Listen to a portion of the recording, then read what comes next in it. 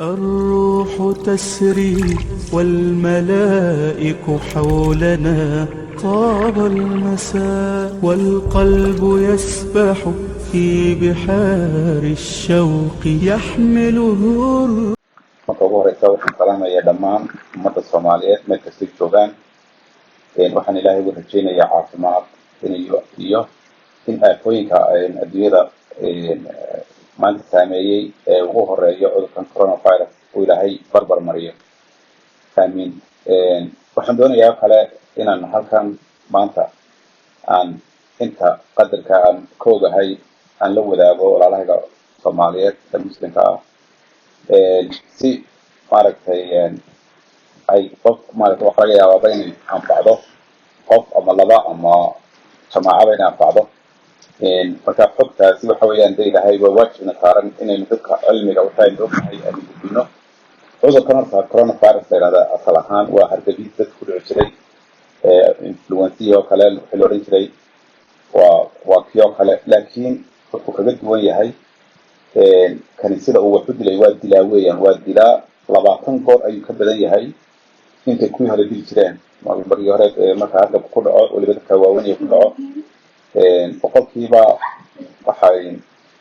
ku dhiman jiray boqolkiiba dhibic kilo hal waxa weeyaan in ka yar boqolkiiba kunkii qof hal buu dil jiray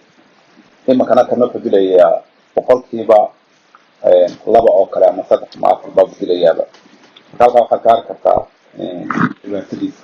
talabaad uu halista ku leeyahay baalkan waxa weeyaan sida fudud uu faafay oo ilaa hadda aan la garanayn maaragtay cilmadii sayniska ay ku badatay leeyihiin maaragtay faafitaankiisa hargabiyadii hore marka qofka ay ku dhacaan waa la arki jiray qofka markaa warta halka qaba kan isaga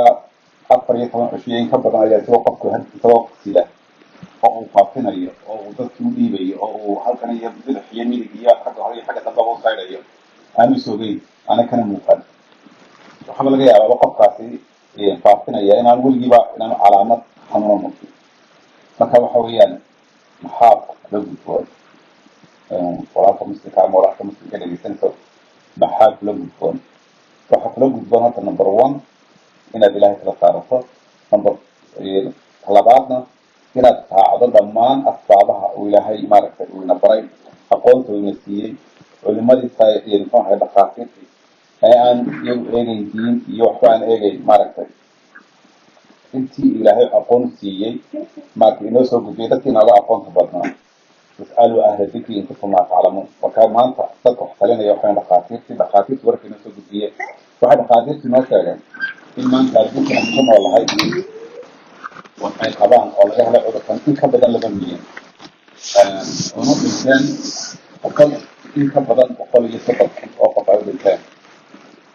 anigu gaar ahaan waxaan joogaa waddankan Mareykanka ayaan joogo oo halka ugu darana waxa weeyaan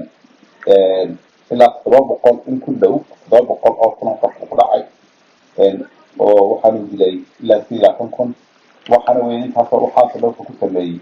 labadii bilood ugu dambeeyay gaar ahaan magaaladan aan joogno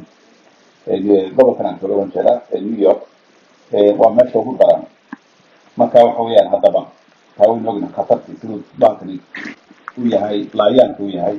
uu dilayo oo uu afkan ka daran yahay hadda nala gudbo hadda qofka naftiisa qoostay sida ma sheegin naftiisa qoostay ma sheegin laakiin inuu arxan maaragtay naftiisa iyo dawaaladiisa iyo ehelkiisa iyo caruurta iyo odayaasha iyo islaamaha iyo dadka masaakiinta ka danaynaya waxaan rabaa inay si wanaagsan u dhageystaan waanooyinka lina soo jeediyay oo ugu horeyso in cagta dhulka la dhigo oo laga fogaado meelaha lagu buuqsan yahay ee macna la'aanta loo tagayo ay ka mid yihiin suuqa makhaayadaha meelaha lagu qayilo meelahaas oo dhan laga fogaado qofku inaan basadka iyo raacin macna la'aan raacin dadku maaragtay inaanay siyaadada ahayd ee walaaltinimada ahayd tii iminka looma baahna qofka xanuunsanaya in uu ka joogo xanuunka dareema in uu dadka kale u naxo oo uu ogaado khatarta ay leedahay maaragtay iyo inta qof uu gudbin karo fadlan subscribe share like page-kayga waad mahadsantahay